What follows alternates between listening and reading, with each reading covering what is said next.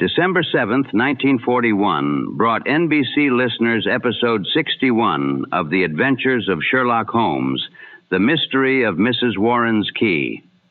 Basil Rathbone is Sherlock Holmes, with Nigel Bruce as Dr. Watson in an Edith Meiser adaptation of Sir Arthur Conan Doyle's The Adventure of the Red Circle. In London, Mrs. Warren seeks Holmes's help over a new lodger who has paid handsomely for privacy, demands a house key, and is never seen.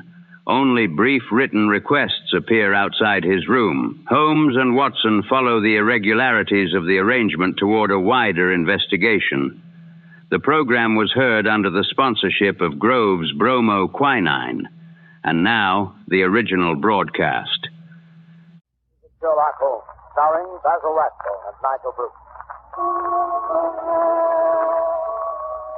The makers of Bromo Quinine Cold Tablets bring you another adventure of Sherlock Holmes, with Basil Rathbone as Sherlock Holmes and Nigel Bruce as Dr. Watson. Friends, when you're the victim of a cold, remember this. Bromo Quinine Cold Tablets are made exclusively to help relieve the usual distress of cold. They're not a cure-all. They're made for one purpose, and one purpose only, to help relieve the common miseries of a cold. The ache, the pain, the fever, and nasal stuffing. That's why they do such an effective job. Give yourself the advantages of specialized medication. When a cold attacks, take Bromo Quinine Cold Tablets as directed, and only as directed. Now, here we are again in our habitual armchair in front of Dr. Watson's fireplace, waiting for the good doctor to put down the evening paper. Oh, I beg your pardon, Mr. Manning. I didn't see you come in. I was reading about your latest American gang shooting. Yes, crime seems to be riding high, wide, and handsome in most of our big cities, I'm afraid. What a pity we haven't got Mr. Sherlock Holmes on the job. This is just what I was thinking. But on the other hand, these gangs of racketeers have sprung up since he retired. Perhaps he wouldn't know how to handle it. Rubbish. I can remember just one case we handled back in '94. It was concerned with Giorgiano, the worst gang leader New York ever had. They didn't call it racketeering in those days, but it amounted to the same thing. Kidnapping, blackmailing, bombing, terrorizing innocent people. By during the course of that particular case, Giorgiano had one man taken for a ride, as you call it. That sounds interesting. Why don't you tell us about it? Well, it's a bad story. Let me see. It was in November in the year 1894. Holmes and I were sitting in our rooms in Baker Street. Well, I thought you said this story was about the head of a New York gang. Yes, so I did, Mr. Manning. So I did, just to interrupt. Even famous gangsters have been known to travel about from time to time. Well, as I was saying, Holmes and I were sitting in our rooms in Baker Street, and our housekeeper, Mrs. Hudson, ushered in a friend of hers, a landlady who kept lodgings in Great Ormond Street. Holmes invited her to sit down. The poor woman was obviously harassed and kept sucking away at the fringe of her cape.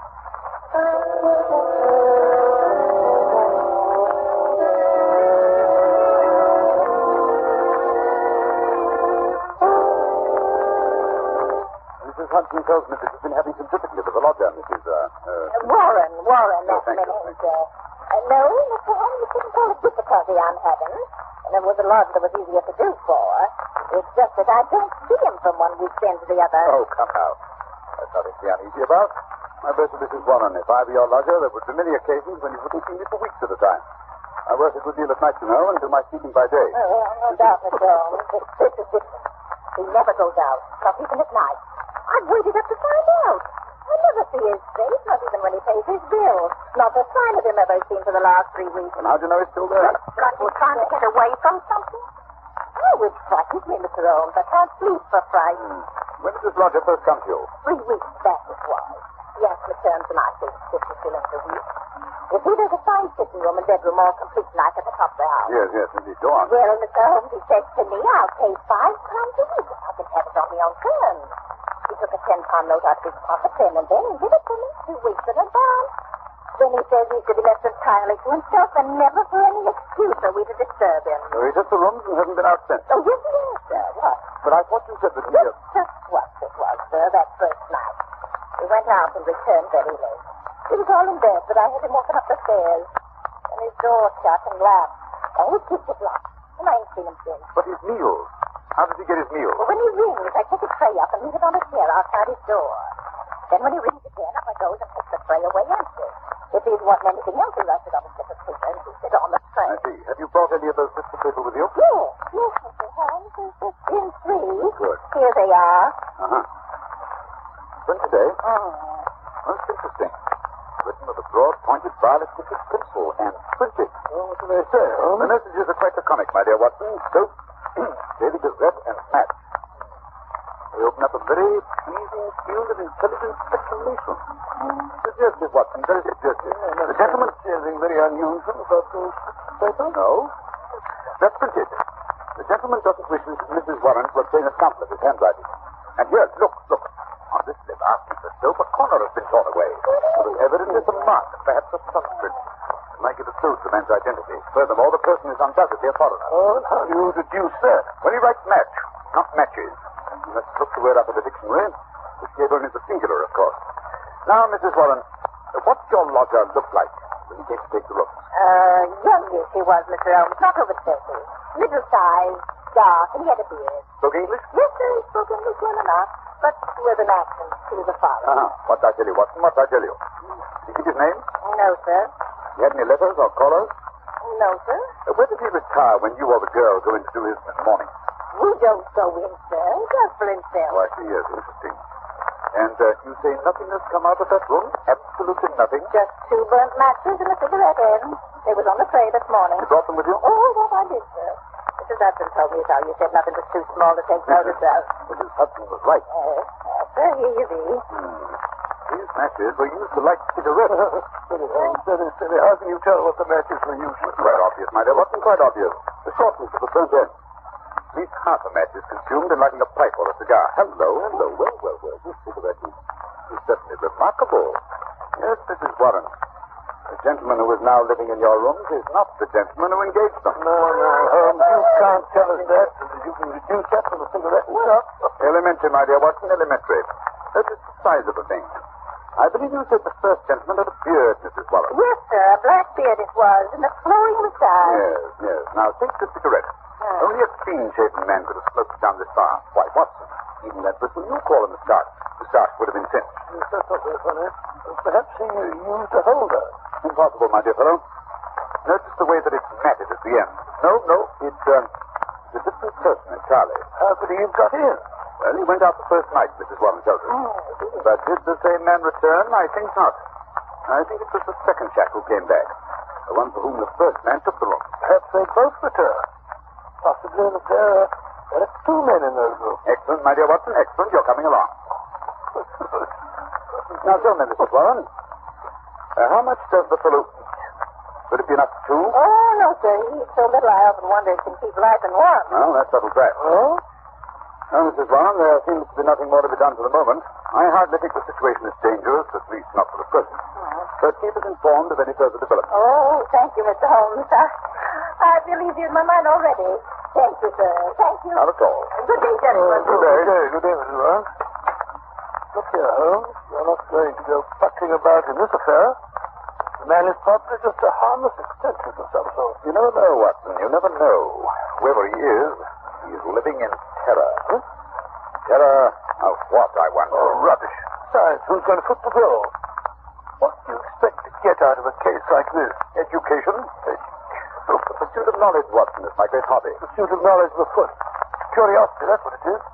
Plain, unadulterated curiosity. Oh, possibly, Watson, possibly. Education, pursuit of knowledge, curiosity.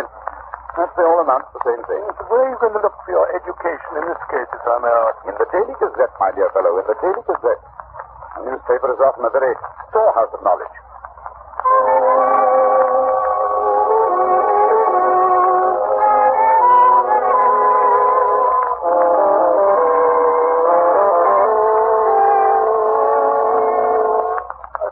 Every time I look at you, you have your nose buried in a copy of the Daily Gazette. Why the fondness for that yellow rag? Yeah. The Daily Gazette is the paper Mrs. Warren's mysterious lodger asked for, remember? Well, what of it? What can you discover from a common newspaper? The answer is nothing. Nothing at all. Here it is 4 days since we heard of that mysterious gentleman, Mrs. Warren. What have you unearthed?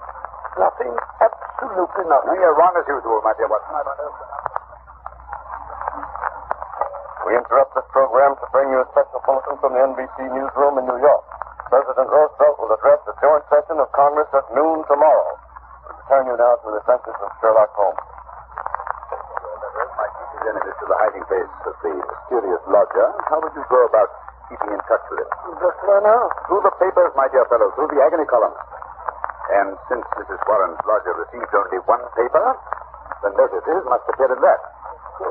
See now, but how can you tell which notice is the one we're after? By elimination, Watson. By elimination. Take this paper, for instance. The edition which appeared 2 days after the lodger took up his residence with Mrs. Warren. The agony column, huh? Let's have a look. Dear me. What a collection of groans, cries, and utter nonsense. Oh, perhaps, my dear Watson, perhaps. But nevertheless, an invaluable hunting ground for the searchers after education.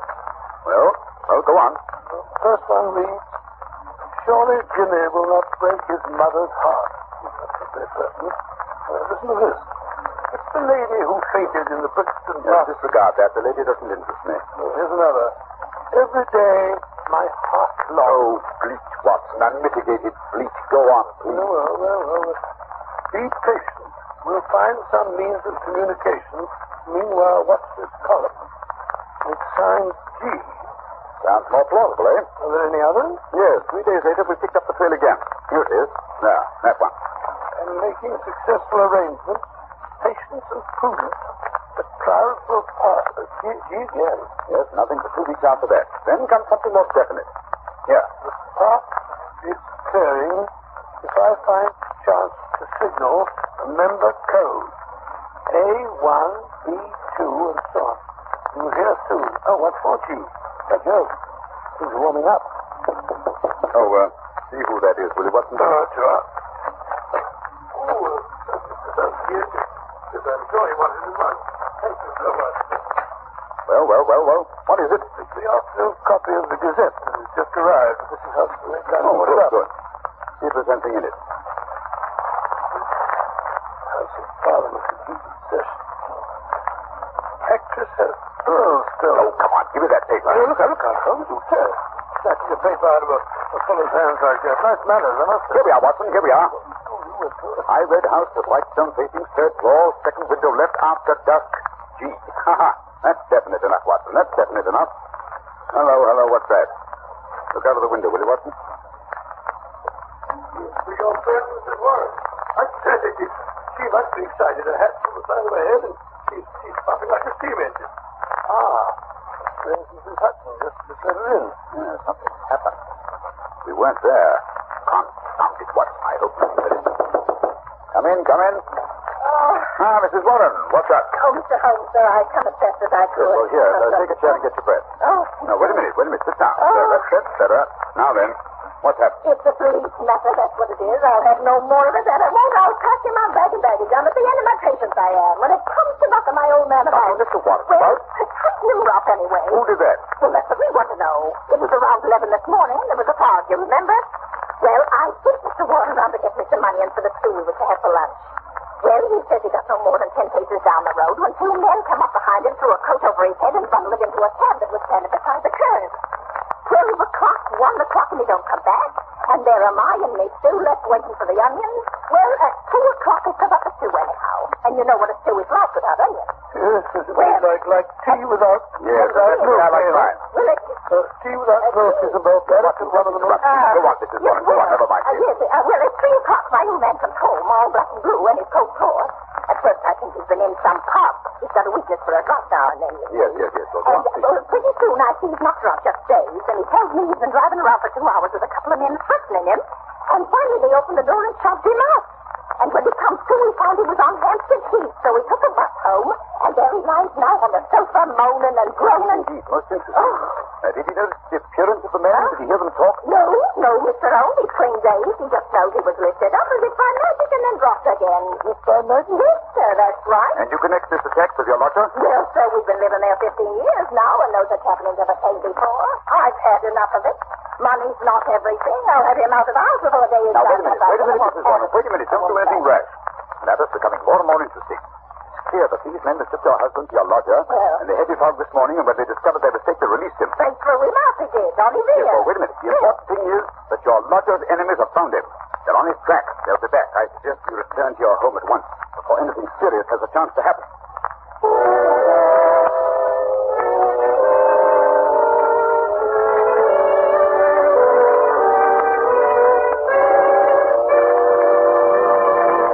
Just a moment, we'll rejoin Sherlock Holmes as he endeavors to solve the mystery of Mrs. Warren's lodger. Ladies and gentlemen, in every American city, town, or village, you'll find a group of people who are worthy of the highest praise. The American druggists, men and women who are always on the job to serve our needs day and night. This evening, we have a very welcome guest, a druggist from the city of the famous Mardi Gras, colorful New Orleans, Mr. Wally Schweikart of the Schaefer and Schweikart Pharmacy at Carrollton and Jeanette. Now, here's what happened the other day when a friend of mine visited the Schaefer and Schweikart Pharmacy. Mr. Schweikart, you certainly have a fine modern drugstore. How long have you been serving this neighborhood? About 25 years. Well, sir, it's a long time. Say, what were those big buildings I just passed on the way out? Why, the famous Tulane and Loyola University. And we're proud to have some of the students among our best customers. And I suppose you have an occasional professor stopping in, too, huh? Yes, we do. College students and professors buy medicines just like anyone else. And that brings up a question I'd like to ask. What do most of your customers buy when they want to relieve the usual symptoms of cold? Bromoquinine cold tablets by a big margin. We recommend them, and both Mr. Schaefer and I have used them to help relieve the common miseries of our own cold. That's just the way it happened, isn't it, Mr. Schweikart? Yes, that's right. It's been a pleasure to have you with us, Mr. Schweikart, and your statement bears out the results of a coast-to-coast survey conducted by one of America's leading research organizations and taken among over 2,000 American druggists just like yourself. It was found that more than 87%, that's about 9 out of every 10 druggists, recommend bromoquinine cold tablets as an effective aid in the relief of the usual cold symptoms. And in addition, the majority of these druggists said that bromoquinine cold tablets were their largest selling tablets made exclusively for the common distress of cold. Friends, when you have the usual symptoms of a cold, get the preparation your druggist probably recommends. Time-proven bromoquinine cold tablets can take only as directed. Bromo, B-R-O-M-O. Quinine, Q-U-I-N-I-N-E. Bromoquinine cold tablets.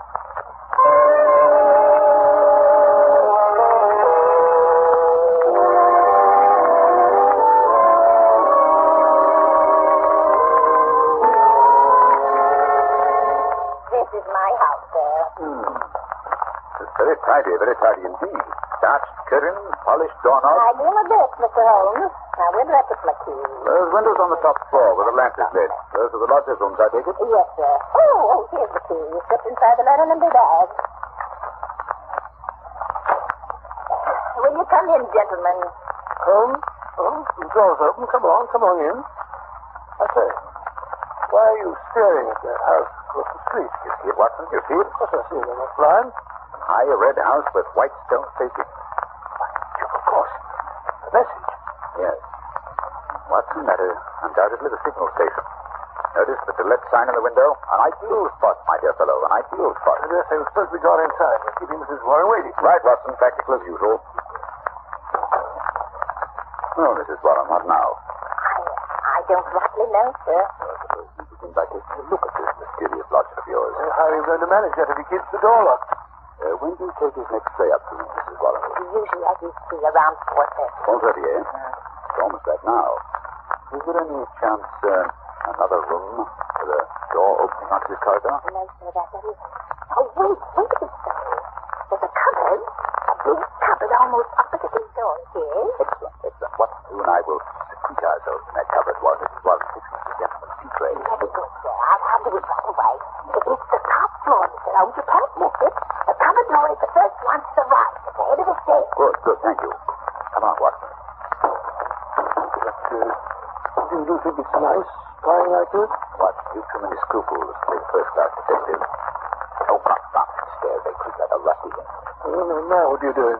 Moving my shoes. You better follow my example. That way you'll have a much better chance of being undetected. Very well, but I feel like a criminal myself. Oh, not I can't get this shoelace undone. Well, for goodness sake, break it. We can't sit here all night. All right. Oh, Yeah. Come on now. Quiet, be quiet. Sounds like the charge of the light brigade. I'm not making any more noise than you are. The cupboard door. Yes, so. What? What you said was the last. Poke a fake piece, will you? Close the door. Look at the crack. That's not true. I can't do the best thing put together like this. I'm not supposed to. I'll do this little brand bit of it myself. Ah, here comes Mrs. Watson. Now, stop that noise, Watson. You're pumping like a grabber. Yes, here she is.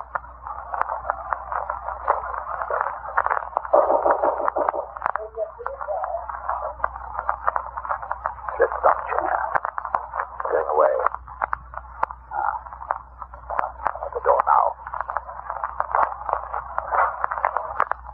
So, slowly, hand a big pipe under. Well, I gasped. What is Holmes? What's happened? Something I did not foresee. Follow me downstairs quickly, Watson. My own excitement. Who was it? Who opened the door? Remember I deduced the substitution of lodgers, Watson? Yes. What I did not foresee was that we should find a woman, no ordinary woman, Watson. No, of course not. Dark, young, handsome, with a face etched with terror. Terror? Do you think she saw us? I think she suspected our presence. Well, what do we do now? We'll put on our shoes. We're going to spend the next few minutes on the front doorstep. Why? You remember the message said that G would communicate with the lady at dusk today? Please keep an eye on the window opposite. Yes, but that's all. Almost dark now. Come along.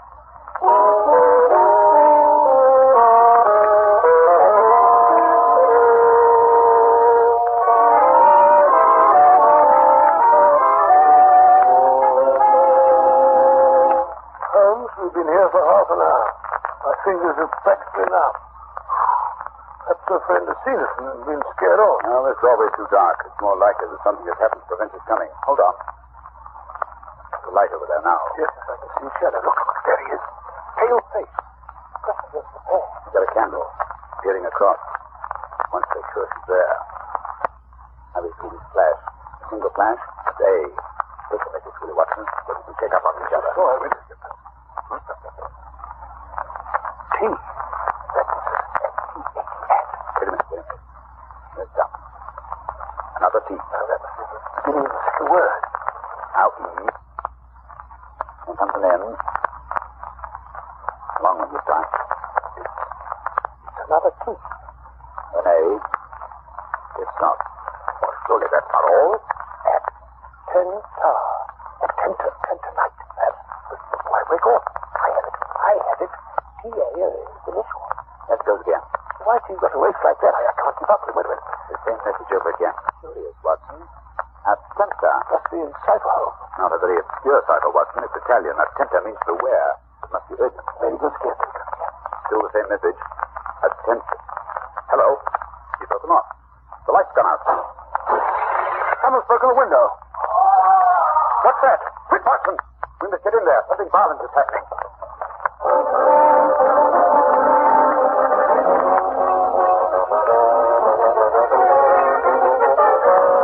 The door's unlocked, Holmes. Come on, Ben. Keep your revolver handy. Dark, I can't see a face. Here, up these stairs. Hello. There's a camp where he dropped it. It's warm. Got him at Watson. That's better. Let's look around a bit. Oh, so quiet. It's uncanny. Where could he have gone? There's a broken window. And here, look here, Watson. Blood. A trail of blood. Some heavy object has been dragged along the floor. Use this cupboard door. Open it, Watson. Is it out? Oh, very well. Oh, look. On the floor, a man. On his back and covered with blood. Look, there's a knife. A knife sticking straight up. Driven blade deep into the body. A terrific blow. Give me that candle. Let's have a look at it. Yes. There. Look at the red circle drawn on the floor under his head. A halo in blood. Holmes, what are you doing with that candle? Finishing the message. I think it will be helpful. Let's get to the root of this mystery. I must find out how he got there. You mean this man? Then you recognize him? Naturally, Watson. It's Black Georgiano, the head of the most terrible band of criminals in America. Like Georgiano. Gee, Georgiano. Then it must be he who sent the message. What's she doing over here in England? That's the question across the lady from across the street. She should be here in a moment. I signaled her to come. Here she is. Very soon. I have a comb. Ah, Sue, what is it? What have you done with me? You must prepare yourself for a nasty shock, madam. My husband, what has happened? What are you hiding from me? Who is that on the floor? I beg of you not... Oh, let me see. Georgiana. Romeo, you're seeing him. He's there. Please don't be so upset, madam. But it is wonderful, marvelous. What? You are the police. You have killed him. Oh, I'm so happy. You have killed him. He was dead when we found him. How so? Then it was my Jenna who killed him. My wonderful Jenna. He has done it perfectly. He has painted him magnificent. But when is it? Just now he sent a message for me to It call. was I who sent the final message. Your husband disappeared out of the back window, if I read the signs correctly. But I ran away. For my husband, he did it to protect himself. To save me. No one could blame him. You could not arrest him for that. No. Now that your Jenna is dead, we care nothing. We are free. Perhaps you'd like to tell us about it. I may be able to arrange matters with Scotland Yard. But Jenna is my husband. Gennaro Luca. I am Amelia Luca. My husband and I, we live in New York. We are happy until my Geno's brother, he meets this Georgiano. He was a devil. A monster. There is no judge in the world who would punish my husband because he killed him. Yes, I understand he had rather an unsavory character. He was a king. He makes the young Italian men join him for fun. Gennaro's brother was one of his men. He cannot break away. He must do the most terrible thing. And then one night he say no. He was shot. Shot in the back. In the back? Quite a sportsman, huh? Quite what? After that, this young Johnny, he say my husband must join his gang. He began to make love to me. He was terrible. I was so afraid. So you ran away? Yes. One night we go on a boat for England. But we know Georgiana will follow us when we find out. My Jenna, he hide me where I will be safe. He knows Georgiana will come. And he waits for him outside. Tonight he arrives at last. But my Jenna is ready. He is prepared to kill him. Oh, he is a hero, my Gennaro. I don't know what the British point of view will be, but I imagine that in New York, this lady's husband will receive a pretty general vote of thanks. Oh, I think we can arrange the British point of view, Watson. Scotland Yard has been on the lookout for this Georgiano since they heard he had landed. Mr. Luca has just taken a little bit of work, that's all. And now, Mrs. Luca, if you'll come with me, I believe we can arrange matters satisfactorily. Gracias, senor, gracias. I'm so happy. Well, it's been an interesting case, Holmes, but I still can't for the life of me see what you expect to get out of it. Education, Watson, a little more education. Always seeking knowledge at the old university.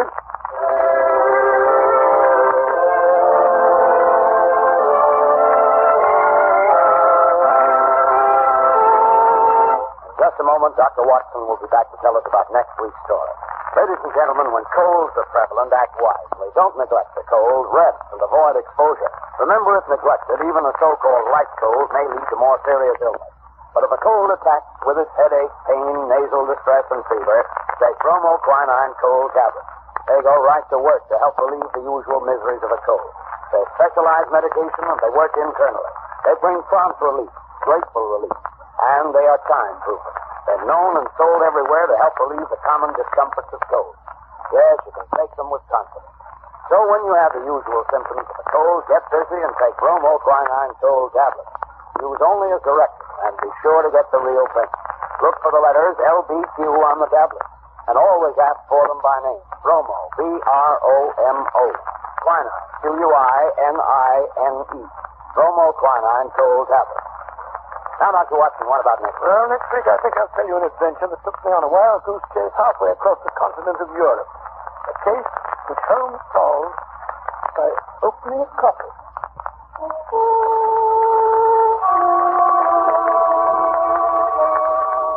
You have been listening to a Sherlock Holmes adventure adapted from Sir Arthur Conan Doyle's story, The Adventure of the Red Circle, with Basil Rathbone as Sherlock Holmes and Nigel Bruce as Dr. Watson. The dramatization was by Edith Meiser, musical interludes composed and conducted by Lou Tosloff. This program is presented from Hollywood each week at this time by the makers of bromoquinine cold tablets, prompt relief for cold distress. This is not Manning speaking. Christmas seals are the stamps that help fight tuberculosis. Your contribution to the health and strength of our nation. Buy your Christmas seals today. This is the Red Network of the National Broadcasting Company.